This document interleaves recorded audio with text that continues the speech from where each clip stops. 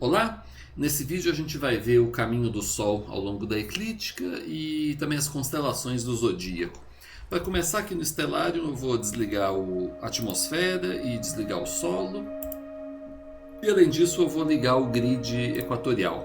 E com o grid equatorial dá para ver aqui o polo sul, o polo norte e entre eles a linha do Equador, que é o zero.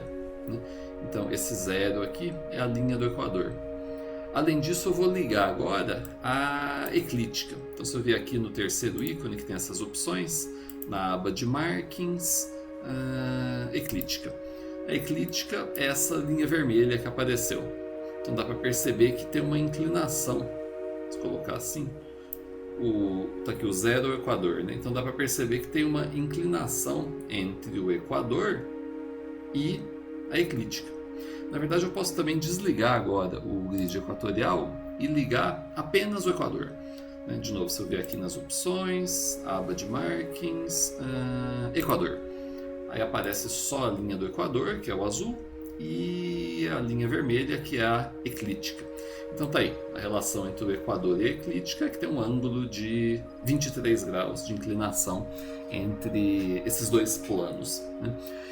E o Sol está na eclíptica, claro, o Sol está sempre na eclíptica. É isso que a eclíptica é, ela é a trajetória do Sol, o caminho que o Sol percorre ao longo dos meses do ano. Além disso, os planetas do Sistema Solar, a Lua também, estão todos mais ou menos próximos da eclíptica sempre. Então, para a gente ver a posição do Sol ao longo da eclíptica, vamos colocar a data aqui de 21 de março, de novo, porque 21 de março é o momento em que o Sol está passando pelo ponto gama. E o ponto gama é a interseção, uma das duas interseções entre o Equador e a eclíptica.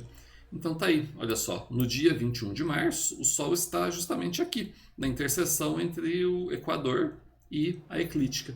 E se você fosse avançando o tempo, os dias, estão passando para frente aqui, olha só, o Sol vai seguindo, o ponto gama ficou para trás, e o Sol vai seguindo o seu caminho ao longo da eclíptica, e dá uma volta completa ao longo do ano. Então está aí o Sol percorrendo o seu caminho ao longo da eclíptica. Deixa eu voltar aqui para o 21 de março, para a gente reparar agora a outra coisa, que são as constelações do zodíaco. Então, partindo aqui do 21 de março de novo, as constelações do zodíaco são as constelações que acontecem de estar ao longo desse caminho, que é a eclíptica. Para a gente poder ver as constelações, tem que vir aqui nas opções de novo, e agora na aba de Star Lore tem algumas opções aqui. Primeiro, tem essa daqui de Show Labels, que são os nomes das constelações. Show Constellation Lines, são as linhas conectando as estrelas. E tem aqui também um Show Art in Brightness tantos por cento. Vou diminuir um pouco a porcentagem para não ficar tão opaco.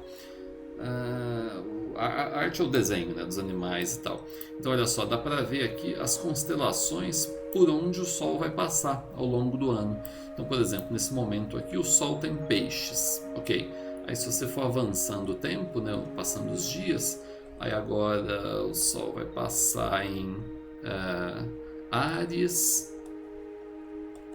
continua seguindo aqui, depois em Touro, passando mais no mês seguinte em Gêmeos, depois Câncer, depois Leão, depois a Virgem,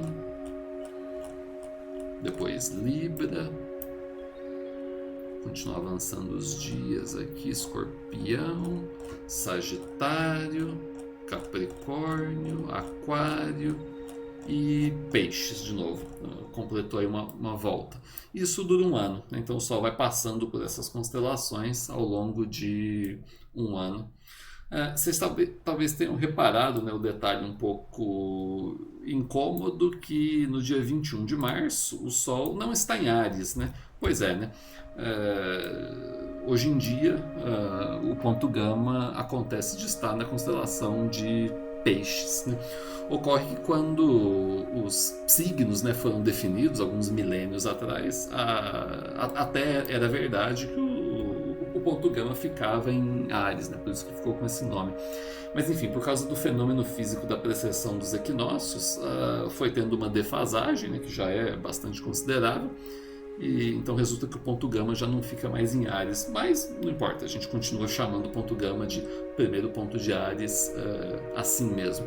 Aliás, eu estou falando aqui das constelações, né? Então a definição de signo é diferente, né? Então o conceito de signo consiste em pegar os 360 graus da eclíptica, dividir em 12 partes iguais, cada parte é um arco de 30 graus, e aí cada um desses 30 graus recebeu um nome do que era naquela época a constelação que estava naquele rumo. Só que aí, de novo, né, por causa da precessão dos equinócios, isso foi mudando, então hoje em dia os nomes dos signos já não estão mais alinhados com o que eram as constelações de alguns milênios atrás. Mas enfim, na astronomia acaba ficando umas nomenclaturas muito antigas por razões históricas, né?